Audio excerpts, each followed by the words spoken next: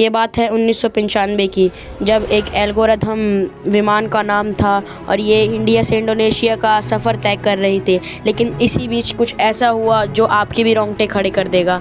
जब ये विमान अपने इंडिया से इंडोनेशिया के लिए जाने के लिए जब तैयार हो गई तो विमान 6:45 पे उड़ान भर लिया विमान ने।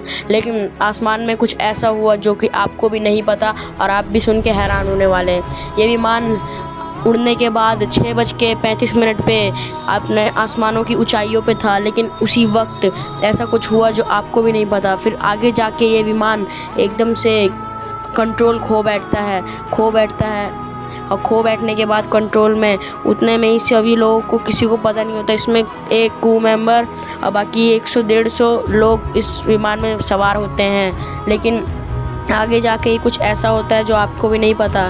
तो चलिए आपको मैं बताता हूँ। आगे जाके इस विमान में कुछ खराबी आ जाती है, तो वहाँ से हेड ऑफिस से सिग्नल मिलते हैं कि इस विमान को जैसे करके जल्दी से उतारना होगा रनवे पे।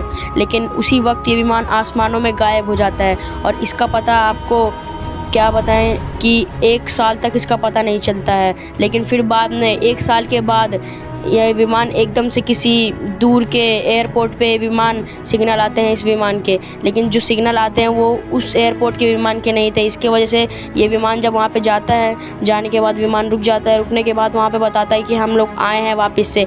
ये विमान पूरे 1 साल बाद वहाँ पे आया होता है। जाने के बाद बोलता है कि हम आपसे मिलने आए हैं, लेकिन इसमें से विमान में से, इस एरोप्लेन में से कोई भी नहीं उतरता है नीचे। बोलता है हम सिर्फ 10 मिनट के लिए आपके पास आए हैं, आपसे मिलने, आपसे बात करने, बोलते हैं सिर्फ यही। लेकिन इस विमान में से कोई नहीं उतरता।